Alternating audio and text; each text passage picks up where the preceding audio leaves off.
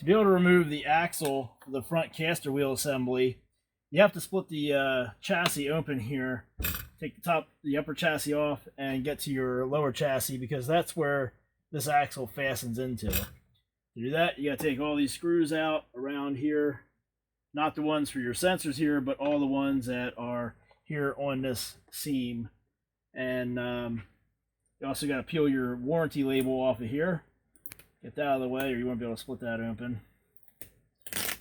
So we'll go ahead and we'll take all these screws out of here, split our chassis open.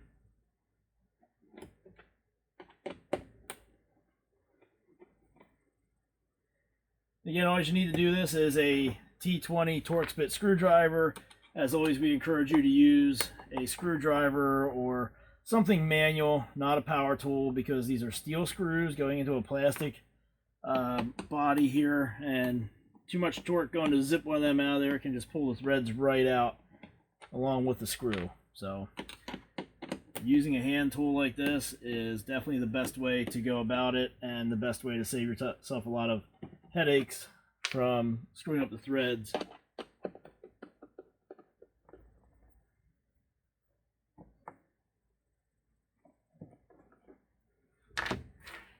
There we are. Now we can lift this off gently, because we have to unplug our ribbon cable back here.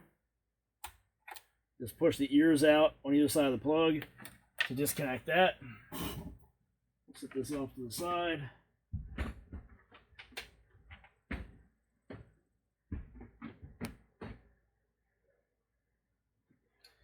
Now the fun part. How to get the retaining clips off of these front caster wheel axles. Alright, we got our upper chassis off of our Automower here, and we're still trying to get this front axle here for your caster wheel out of the lower chassis. This is on a high cut model here, so everything sits down in this pocket right here. On a low cut model, this part of the axle would be up here flush. You could actually get under that if you wanted to, under that retaining ring with a screwdriver, and pry that right off there. Not going to be able to do that so well here with it sitting way down in here like this. So here's the easiest way to do that. Get yourself a piece of a 2x4 or something you can block up this lower chassis here. And if you come in under here, you want to get in somewhere where the mower is sitting down on the block, nice and firm, right behind the wheel. And this isn't going to take a whole lot of pressure or anything, but you can see we have our wheel up off the ground there. So we're good to go there. Then what we're going to do is we're going to take a simple nail punch here, put it right on the axle, and we're going to give that a few taps, and we're just going to push the axle down through that retainer right there. So we'll go ahead and grab our hammer here and show you how this works. Okay, our mower blocked up in the front. We're going to take our ball peen hammer here. We're going to put our punch on there, and we're just going to give this a couple light taps right on the center of the axle. That's it. Just push that right down through the retainer. There's your retainer. The bearings are still in there. Let's pick up on the mower, and there we go. Lower bearing came out of the lower chassis, but that's pretty common on these low cut chassis. But that is the easy way right there to remove your front caster wheel assembly, the axle and everything. And then obviously to put it back in, you're going to want to put your bearing back up in there, and then you just push the axle back up through the lower bearing. Get it lined up there. It's going to come back up through like that. Everything's seated into place. Get yourself a new retaining clip if you got the whole complete front caster wheel assembly. It's going to come with a new one and a new washer to put in there. And then you're going to put that down over it. You'll use a socket to push that down over top of the axle. We'll show you that here in just a second.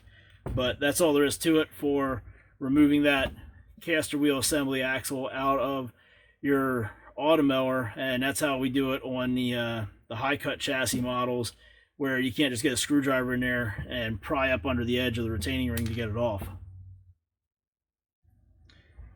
Now, if you're replacing that complete caster wheel assembly, you're going to want to get the old bearings out of there, because new bearings are going to come with your front caster wheel assembly, so there's no point in leaving the old ones in there for them to ruin your new axle. And that's where that same punch that you used can come in handy to get those bearings out of there. You can see this one's long enough that it can go the whole way up through. So what you can do is just put it in there, and you want to hit against the you want to just tap against this race right here, and that will knock that bearing right out of there. Doesn't take much on these things because they're just in plastic, and especially if that bearing is worn out. So I'll just show you here quick. Got that punch in there lined up. Kind of tough to hold it up in the air here and do all this at the same time. That's it. Oop, there it rolled away. Just there's 3 light little taps, and that bearing came right out of there. And that's all you got to do. Now, when you're putting the new bearings in there, something that I recommend that they don't tell you in the manual or anything is, I would put the bottom bearing in there first, and then put your axle up through, and then fill this up with grease. Just any kind of grease to help keep the moisture out, and that's going to help a lot with your bearing issues. We've been doing that here for a while now, and people that were going through bearings in no time at all, theirs have been holding up a lot better now. It's the same principle as with your mower deck spindles, where you have a grease zert, but the bearings are sealed, and it just keeps the moisture out of there. You know, that moisture, once it starts to get in there and sits around in there, it's going to get in through that seal and that bearing, or it's going to create condensation on the inside of the bearing due to the temperature changes, or the temperature differential between the outside and the inside of the bearing. So, you know, putting that grease in there is really going to help you out. Just a recommendation from me. We're going to go ahead here and put our axle up through here, and we'll show you what we're talking about. All right, so putting the new axle in, you're going to have that thin washer on the bottom, your black plastic one after that. If you paid attention to the way you took the wheel out of there, all you got to do is put it back together the same way. So we got that in there, and now we're going to put grease in all around this axle here. Try to fill that up as much as possible to help keep that moisture out of there. All right. Got our axle in there, we got our grease gun, and we're just going to pump a bunch of grease into this thing. Get it pushed down and around there.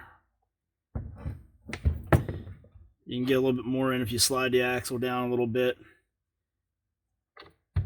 You know, we're not trying to lubricate the axle because the bearings are sealed. We're just trying to put enough of this in there to minimize the amount of moisture sitting in this pocket here around this axle and getting into these bearings. So there we go. Got our axle the whole way up through there.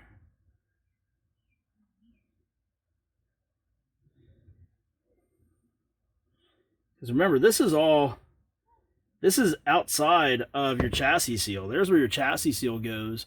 So this has holes in the bottom there to let the moisture back out, but it's also going to let the moisture in, and that can just really build up in here and cause some issues.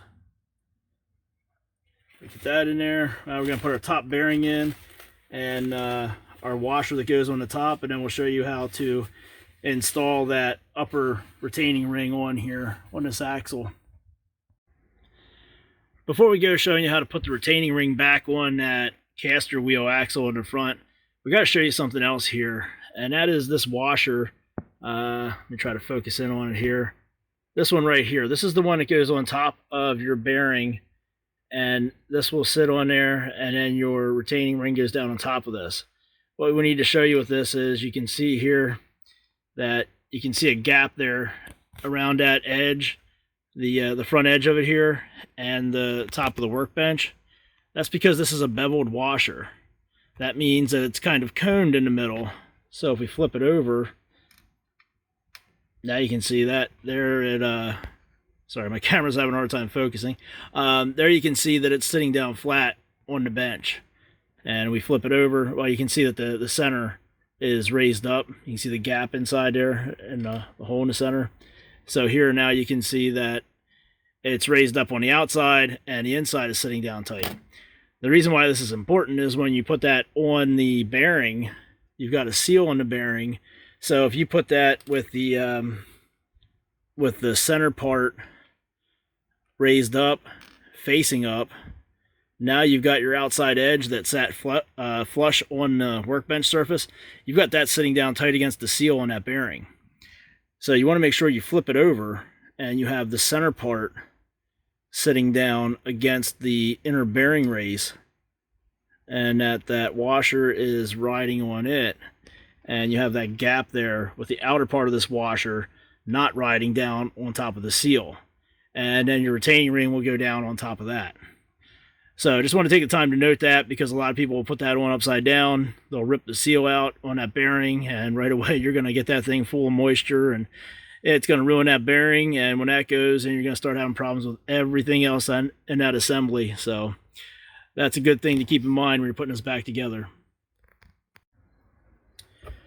Okay, so we have our top bearing in here. And the reason I said about putting the bottom one in and filling the grease from the top was because the top bearing is usually the easy one to get in, even on the low cut models, which is what we have here. On the high cut models, both of them are pretty easy to just push in by hand. So if you put the bottom one in, you have everything in place, and then you can push your top one in after it's filled up with grease. And then we'll put our beveled washer on there like we showed you, with the coned center part facing down on the bearing race. And then we have our retainer. We're gonna get that kind of centered up on here. You know, this is ground down pretty good around the outside edge, so it gives you the ability to get it started. Then we have a socket. This is all you're going to need, just something that fits right inside the outer lip of this retaining ring. The mistake a lot of people make is they want something that's going to fit tight against the outside, and that doesn't always work. You know, if you get it to where it's like right there at the outside and not over the outside, you're going to be better off. So we'll just get this lined up on there and kind of feel around, make sure it's centered up. Then just give it a little tap with a hammer. And there you go, it's started down on.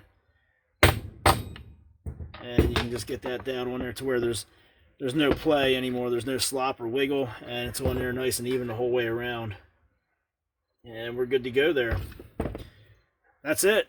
That's all it takes to replace the entire front wheel assembly on a 300 or 400 or 500 series Automower with the caster wheels in the front. Gave you that extra tip there about putting the grease inside there to keep the moisture out, and we showed you that trick there with the bevel washer. Well, not really a trick, but a tip to prolong the life of your bearing by placing the bevel washer right side up in there. That's going to do it. We have all these parts here available at roboticmowerservices.com. Check the link below here. We have a link to our website, and we have the whole front wheel assembly, a link straight to that if you want to buy it for your 400, 500, or 300 series Automowers. Anything else you're looking for, you know, check out the website or shoot us an email at roboticmowerservices@gmail.com if you don't see it on the website. That's going to do it for this video here. Be sure to subscribe to this channel, and thanks for watching.